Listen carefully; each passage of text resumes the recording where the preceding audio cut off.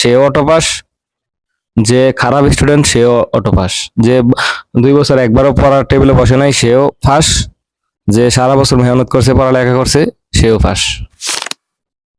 তো তারে পদত্যাগ করবা, কারে আনবা? যে অটো পাস দিব তারে আনবা?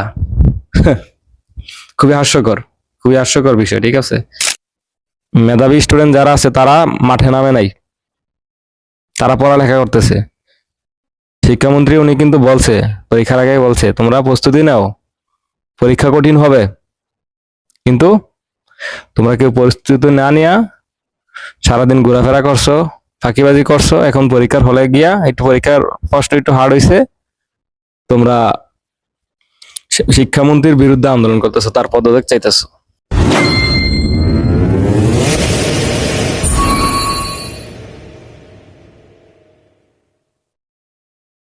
আসসালামু আলাইকুম রহমতুল্লাহি বারাকাতুহু। কেমন আছেন সবাই? আশা করি ভালো আছেন।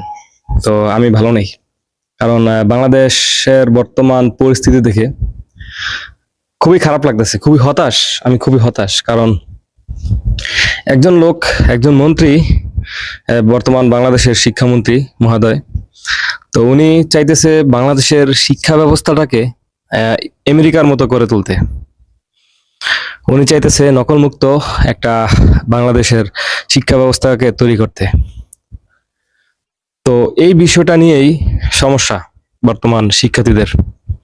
তো আমি ইদানিং খেয়াল করলাম কিছু কিছু ভিডিওতে তারা আন্দোলন করতেছে, আন্দোলনটা এমন পর্যায়ে গেছে রাস্তার সাধারণ লোকগুলোকে তারা ডিস্টার্ব করতেছে।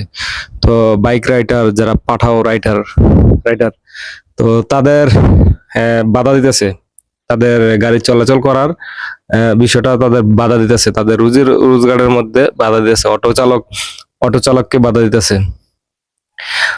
রাস্তাঘাট বন্ধ করতেছে, সাধারণ মানুষকে তারা হয়রানি করতেছে। তো একজন স্টুডেন্টের শিক্ষা তো এগুলো না। একজন স্টুডেন্ট থাকবে তার নীতি শিক্ষা, কিভাবে মানুষের উপকারে আসা যায়। তো আমাদের বর্তমানের শিক্ষামন্ত্রী মহোদয়, তার একটাই দোষ, সে নকলমুক্ত পরীক্ষা চাইছে, তারপর একটু কঠিন করছে পরীক্ষাটা, এটা তার দোষ। সে চাইছে শিক্ষা ব্যবস্থাকে উন্নত করতে, এটা তার দোষ। সে ভুলবশত বলে ফেলছে যে বর্তমান ছেলেমেয়েরা ব্রয়লার মুরগি। তো এটা তার বলা এভাবে ঠিক হয় নাই, তারপরে সে বলে ফেলছে। তো এটা তো উনি ক্ষমাও চাইছে। ঠিক আছে, তো বর্তমান যারা ছাত্র স্টুডেন্ট, তারা এরকম একটা অভ্যাস হয়েছে। আওয়ামী লীগের সরকার যখন ছিল, দীপুমণি ছিল, নাহিদ ছিল, তো ওখানকার শিক্ষা ব্যবস্থা এতটাই খারাপ ছিল, এতটাই জঘন্য ছিল। তো ওই সময় আমি পরীক্ষা দিছি, হলের মধ্যে একজনের খাতা দেখে আরেকজন লিখতেছে, তারপর স্যারেরা বইলা দিতেছে, এরকম আরো অনেক কিছু, তা বলার মতো না। আমাদের এইচএসসি পরীক্ষার সময় অটোপাস দিয়ে দিছে, এটা ভাবতে পারেন? অটোপাস দিয়ে দিছে, অটোপাস আওয়ামী লীগের সময়। তো আর বর্তমান শিক্ষামন্ত্রী চাইতেছে ঝড় বৃষ্টির মধ্যে দিয়ে পরীক্ষা দেওয়া, এটা এটা তারা মানতে পারতেছে না। কিছু কিছু এলাকায় ঝড় বৃষ্টি বেশি, তাই ওই এলাকায় পরীক্ষা বন্ধ করে দিচ্ছেন বর্তমান শিক্ষামন্ত্রী, ওইগুলো তো খেয়াল করে না। তোমরা দোষ ধরতেছো শিক্ষামন্ত্রীর। কেন দোষ ধরতেছো?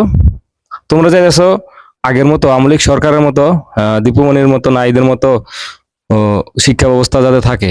ওই শিক্ষা ব্যবস্থা ওই সময় অটোপাস, সবাই অটোপাস করছে, একজনের খাতা আরেকজনের লেখা দেখা দেখা লিখছে, তারপর নকল করছে। এগুলা তোমরা চাইতেছো। তোমরা চাইতেছো না যে শিক্ষা ব্যবস্থা ভালো হোক, শিক্ষা ব্যবস্থা উন্নত হোক। তোমরা একটু কষ্ট করে পড়ালেখা করো, পড়ালেখা করে তারপর নিজের যোগ্যতায় পাশ করো। তোমরা এটা চাইতেছো না, যারা আন্দোলন করতেছো এটা তোমরা চাইতেছো না। এরকম শিক্ষামন্ত্রী আরো 20 বছর, আর 50 বছর, আর 100 বছর পরও তোমরা পাইবা না। এই শিক্ষামন্ত্রী যখন ছিল, আরো একবার ছিল বিএনপির ক্ষমতায়, এহসানুল হক মিলন, উনি ছিল তখন, তখনকার স্টুডেন্ট, তখনকার এসএসসি পাস আর বর্তমানে মাস্টার্স পাস, দুইটা স্টুডেন্টের একসাথে দাঁড় করায়া তারপরে প্রশ্ন করবা, বিভিন্ন বিষয় নিয়ে প্রশ্ন করবা, দেখবা কে প্রশ্নের ভালো জবাব দেয়। তখনকার শিক্ষা ব্যবস্থা এত কঠিন ছিল, এত উন্নত ছিল।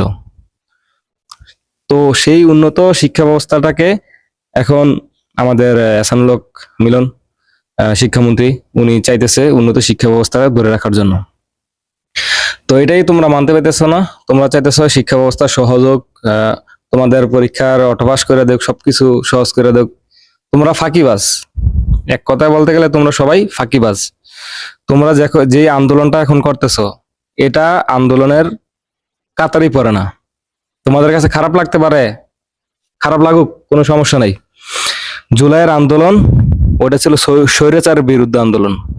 আর তোমরা এখন যে আন্দোলনটা করতেছো, এটা একজন দেশের শিক্ষা ব্যবস্থাকে উন্নত করার লক্ষ্যে যে কাজ করে তার বিরুদ্ধে আন্দোলন। তো একবার ভাবো। আমি একটা জিনিস খেয়াল করছি, ভালো স্টুডেন্ট যারা, তারা কিন্তু আন্দোলনে আসে নাই। যারা খারাপ স্টুডেন্ট, বছরে 2 বছরের টাইম আর কি, ওই 2 বছরের মধ্যে একদিনও পড়ালেখা করে নাই, আড্ডাবাজি করছে, টিকটক করছে, ব্লগ করছে, তারাই এই আন্দোলনে মাঠে আজকে হাজির হয়েছে। ঠিক আছে, আমি একটা বাস্তবতা, এটা বাস্তব কথা।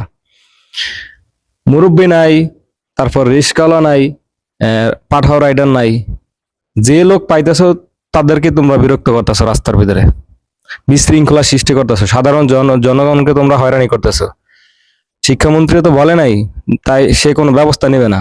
সে সংসদে বলছে তোমাদের যারা পরীক্ষা দিতে সমস্যা হয়েছে, যে কোনো ব্যবস্থা তোমাদের পাশে উনি আছে, তোমরা পড়ালেখা করো, আন্দোলন না করে তোমরা তোমরা থাকবে এখন পড়ার টেবিল থুইয়া তোমরা আন্দোলন করতেছো।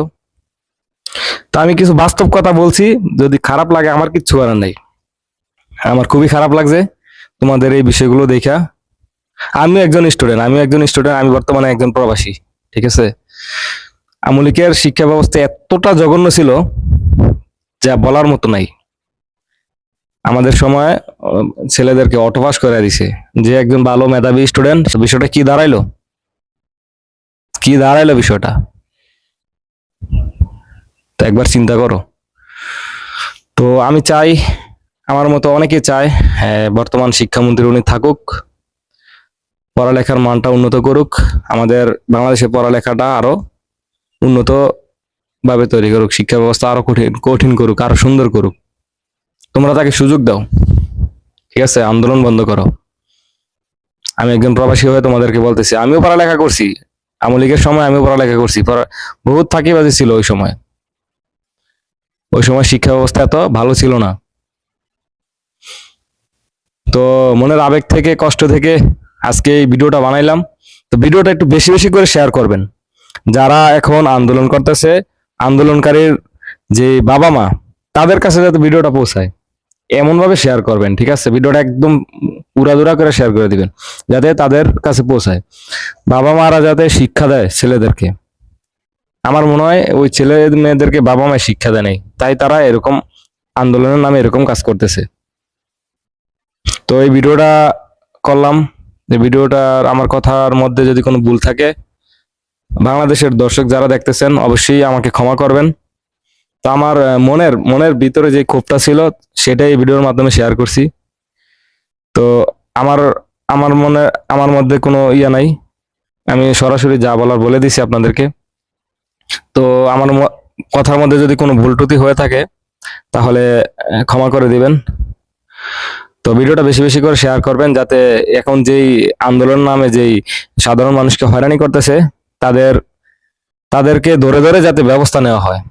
ঠিক আছে, আর ভালো স্টুডেন্ট যারা আছে তাদের যাতে শিক্ষা ব্যবস্থা যাতে ব্যাঘাত না ঘটে, শিক্ষা ব্যবস্থা যাতে উন্নতর চেয়ে উন্নত হয়, সেদিকে যায়, সেই জন্য আপনারা যারা সাধারণ জনগণ আছেন সবাই সহযোগিতা করবেন। তো আন্দোলন বন্ধ করো। শিক্ষামন্ত্রী উনি বলছে তোমাদের যাদের পরীক্ষা সমস্যা হয়েছে বন্যার কারণে তাদের ব্যবস্থা নিবে। একজনকে সুযোগ দাও, তারপর দেখো দেশের কি হয়। উনি আসছে 1 বছরও হয় নাই, ওনার বিরুদ্ধে কথা বলতেছো, ওনাকে তোমরা সুযোগ দাও। তো ধন্যবাদ। ভিডিওটি ভালো লাগলে শেয়ার করবেন, খারাপ লাগলেও শেয়ার করবেন। শেয়ার করে যারা এখন আন্দোলনের নামে রাস্তায় মানুষকে হয়রানি করতেছে তাদের গার্জিয়ানের কাছে পৌঁছে দিবেন। তো ভালো থাকবেন, দেখা হবে অন্য ভিডিওতে। আল্লাহ হাফেজ।